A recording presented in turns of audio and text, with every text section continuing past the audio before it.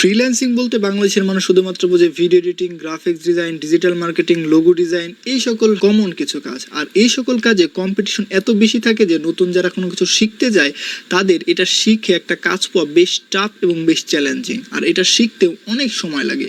But freelancing জগতে এমন কিছু ইউনিক এবং খুব ছোট ছোট কাজ আছে যেগুলো যদি আপনি শিখতে মাত্র কয়েকদিন সময় লাগবে, আর এই সকল কাজের ডিমান্ডও বেশ। মজার ব্যাপার হলো এই সকল কাজ কেউ ঠিকমতো জানে না, বা এই সকল ফিল্ডে যে লোক নেয় বা এই সকল ফিল্ডে যে কেউ কাজ করে এটা সম্পর্কে সকলের সঠিক ধারণা না থাকার কারণে কেউ এদিকে যেতে চায় না। আবার অনেকেই মনে করে যে ভিডিও এডিটিং, গ্রাফিক্স ডিজাইন একমাত্র কাজ যেগুলো হয়তো ডিমান্ড হারাবে না বা অন্য সকল কাজের ডিমান্ড হারিয়ে যাবে। আজকে আমি এমন 10টি ছোট ছোট কাজের কথা বলবো যে সকল ছোট ছোট কাজ আপনি যদি সঠিকভাবে শিখতে পারেন তাহলে আপনার কম্পিটিশন নিয়ে তেমন ভাবতে হবে না, কারণ এই সকল কাজে বাংলাদেশের খুব কম মানুষই করে, বাংলাদেশেও পুরো বিশ্বে খুব কম মানুষই করে। আর এই সকল কাজের তেমন যে চাহিদা একেবারে কম তা কিন্তু নয়, আর এই সকল কাজে পর্যাপ্ত পরিমাণ অর্থ আছে। এখানে সবচেয়ে গুরুত্বপূর্ণ বিষয় হলো এই সকল কাজে কম্পিটিটর কম, আর আপনি যদি একবার কারো কাজ একবার নিতে পারেন সবসময় আপনি তার কাজ করতে পারবেন, আপনাকে আলাদা আলাদা তো বেশি ক্লায়েন্ট খুঁজতে হবে না। তাহলে চলুন বেশি কথা না বলে আমরা সেই ছোট ছোট 10টি কাজের কথা জানার চেষ্টা করি যেগুলো সবচেয়ে সহজ, কম্পিটিশন কম এবং খুব ভালো ডিমান্ড আছে। আসসালামু আলাইকুম, আমি মোহাম্মদ আশরাফুল আলম আছি আপনাদের সাথে। Number 1, website rating and review. দেখুন, প্রথম যখন একটা ওয়েবসাইট লঞ্চ হয় বা কোনো একটা অ্যাপস লঞ্চ হয় তখন কিন্তু মানুষ সেখানে তত বেশি যায় না, এবং না যাওয়ার কারণে তাদেরকে ঠিকমতো রেটিংও দেওয়া হয় না। তাই অনেক বড় বড় কোম্পানি ঠিক করে যে ভার্চুয়ালভাবে তারা তাদের কোম্পানিতে বেশ কিছু রেটিং দিয়ে নেবে, তাই তারা অনেক এজেন্সিকে এই দায়িত্ব দিয়ে থাকে। আর এই সকল এজেন্সি ছোট ছোট ফ্রিল্যান্সারদের দিয়ে তারা তাদের কোম্পানিতে রেটিং দিয়ে নিয়ে যায় এবং তাদের জন্য হালকা পাতলা কিছু পারিশ্রমিকের ব্যবস্থা করে। প্রাথমিক দিক দিয়ে আপনি এটা দিয়ে শুরু করতে পারেন। Number 2, user experience and feedback. দেখুন, প্রথম যখন একটা অ্যাপস বা কোনো একটা ওয়েবসাইট লঞ্চ করবে তার আগে তারা এইটার কি কি ত্রুটি আছে সেটা পরীক্ষা করার জন্য বেশ কিছু লোককে দিয়ে পরীক্ষা করান। এই অ্যাপসটি তাদের মধ্যে শেয়ার করেন বা এই ওয়েবসাইটটি তাদের মধ্যে শেয়ার করেন এবং তাদেরকে বলেন যে এখানে কি কি ভুল হতে পারে, এখানে কি কি সমস্যা আছে, বা কোন দিকে ভালো করলে ভালো হতো, বা কি কি পরিবর্তন করা দরকার। আপনি যদি সাধারণভাবে অ্যাপস বা ওয়েবসাইট সম্পর্কে খুব হালকা পাতলা কিছু বুঝেন বা দু একটা ভিডিও দেখেন, এই বিষয়ে আপনি তখন বুঝে যাবেন যে এই সার্চ বারটা এইদিকে না দিয়ে এইদিকে দিলে ভালো হতো, এখানে এই কালার না দিয়ে এই কালার দিলে ভালো হতো, বা এখানে ফন্ট ডিজাইনটা অন্য দিলে ভালো হতো। এই সকল বিষয়ে আপনি তাদেরকে ফিডব্যাক দিবেন, আর এটার জন্য তারা আপনাকে বেশ ভালো মানে একটা পেমেন্ট করতে বাধ্য হবেন। আর আপনি যদি একবার তাদেরকে সুন্দরভাবে ফিডব্যাক দিতে পারেন তারা পার্মানেন্টলি আপনাকে সেখানে জব দিয়ে দিবে এবং আপনি আজীবন তাদের কাজ করে যেতে পারবেন। Number 3, unique recipe creator. দেখুন, বাংলাদেশ সহ পুরো পৃথিবী জুড়েই কুকিং চ্যানেল আছে, তারা প্রতিনিয়ত নতুন নতুন কিছু দেওয়ার ট্রাই করে, কিন্তু সকলের মাথায় তো সবসময় নতুন কোনো কিছু আসে না, তাই তারা হায়ার করে বেশ কিছু রেসিপি জেনারেটর। ধরুন আপনি প্রচুর ভালো রান্না করতে পারেন বা নতুন কিছু রেসিপি আপনার মাথায় আসে, আপনি সেগুলো রান্না করার মতো সামর্থ্য বা আপনার একটা ইউটিউব চ্যানেল চালানোর মতো সামর্থ্য আপনার কাছে নেই, আপনি সেগুলোকে সুন্দরভাবে লিখে রেখে আপনি ফ্রিল্যান্সিং প্ল্যাটফর্মে সেগুলো বিক্রি করতে পারেন। সাধারণত যে সকল প্রফেশনাল কুকিং চ্যানেলগুলো আছে তারা এগুলো খুব চড়া মূল্যে কিনে নেয়। Number 4, social media moderator. এইটা সম্পর্কে বাংলাদেশের অনেক মানুষই জানে, বাট অনেক মানুষ জানে না।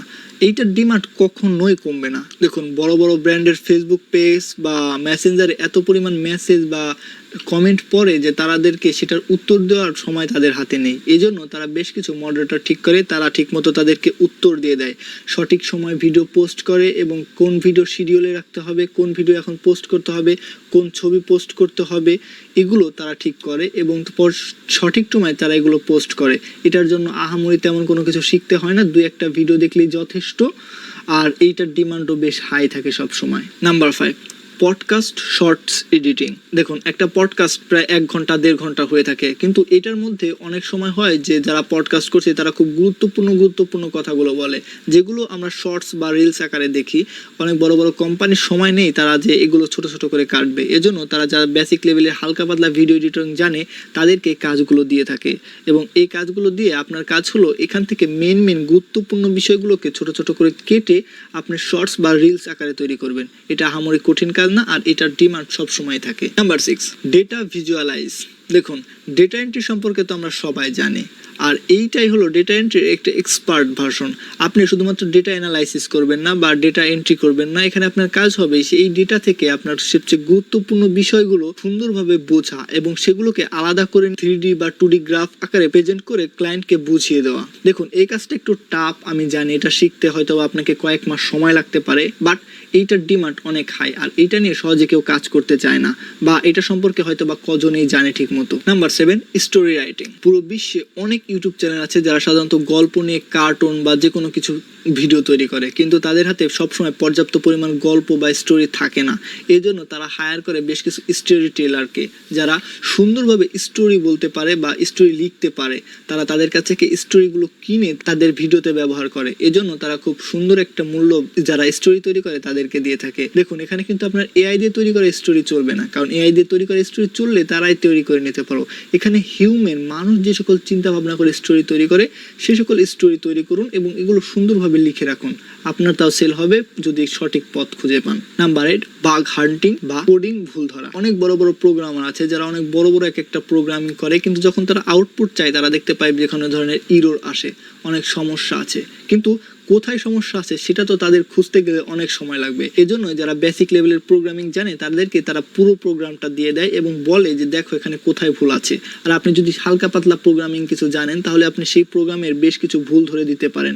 হতে পারে সামান্য ছোট ছোট ভুলের কারণে একটা আউটপুট আসছে না, আপনি যদি তাদেরকে ছোট ছোট ভুল করে ধরিয়ে দিতে পারেন, এজন্য তারা আপনাকে বেশ ভালো পরিমাণ চার্জ প্রোভাইড করবে। এটা একটা ইউনিক কাজ হতে পারে আপনার জন্য। Number 9, AI content recreate. দেখুন, অনেক বড় বড় ইউটিউব চ্যানেল বা অনেক বড় বড় কোম্পানি আছে যারা এআই দিয়ে অনেক কাজ করায়। হতে পারে একটা প্রম্পট লিখলো, একটা ভিডিও তৈরি করলো, একটা পোস্টার তৈরি করলো, একটা ডিজাইন তৈরি করলো বা একটা লেখা তৈরি করলো। তখন লেখাতে তা সবসময় তাদের মন মতো হয় না, অনেক সময় তাদের মনের বাইরেও হয়ে যায় বা তাদের অপছন্দ হয়, কিন্তু মেন বিষয়টা তারা ঠিক রাখে এআই, কিন্তু তারা যেরকম চাইছে সেরকম হচ্ছে না। এজন্য তারা কি করে, এজন্য তারা বেশ কিছু লোক হায়ার করে এবং তাদেরকে বলে যে আমার এইভাবে এই জিনিসটাকে ঠিক করো। তখন আপনার কাজ হবে ওই লেখাটাকে তারা যেভাবে চাইছে সেগুলোকে ঠিক করে আবার নতুন করে রিক্রিয়েট করে তাদের কাছে পেস্ট করা। এটাই হলো আপনার কাজ। Number 10, language translator. দেখুন, এই কাজটা সকলের জন্য না, এই কাজটার জন্য আপনাকে বেশ ঘাম ছড়াতে হবে, কিন্তু কাজটা বেশ ইউনিক, কিন্তু আপনার তেমন কম্পিটিটর থাকবে না। আপনি স্বাচ্ছন্দ্যে যদি কাজটা শিখতে পারেন তাহলে স্বাচ্ছন্দ্যে মার্কেট প্লেসে কাজ করতে পারেন। কজনে ইংলিশ ভাষা বা বাংলা ভাষা বা নিজের মাতৃভাষা আর ইংলিশ ভাষা ছাড়া কটা ভাষায় জানে? আপনি যদি এর বাইরে যেমন চাইনিজ, জাপানিজ বা কোরিয়ান বা পর্তুগিজ কোনো একটা ভাষা শিখেন, তখন আপনার ওই ক্লায়েন্টের কাছে আপনি ট্রান্সলেটর হিসেবে কাজ করতে পারেন। একজন ইংলিশ জানে কিন্তু সে পর্তুগিজ জানে না, কিন্তু একজন পর্তুগিজ জানে কিন্তু সে ইংলিশ জানে না। আপনি তাদের মাঝখানে থেকে দুইটা ক্লায়েন্টকে এক করে দিতে পারেন। তবে এখানে একটা সমস্যা আছে, এই কাজটা এআই দিয়ে খুব সহজে রিপ্লেস করা যায়। এখানেই হলো আপনার খেল। আপনি এই কাজটা এআই যেটা করতে পারে না সেটাই আপনাকে শিখতে হবে। এই ছিল আজকে আমার ভিডিওতে ইউনিক 10টি কাজ যেগুলো সচরাচর কেউ করে না, কম্পিটিটর কম এবং খুব সহজেই শিখে যাওয়া যায়। তো ভালো থাকুন, আর আপনি কোনটা নিয়ে শুরু করতে চাইছেন কমেন্টে বলতে পারেন। দেখা হচ্ছে পরবর্তী ভিডিওতে। Tata, bye bye.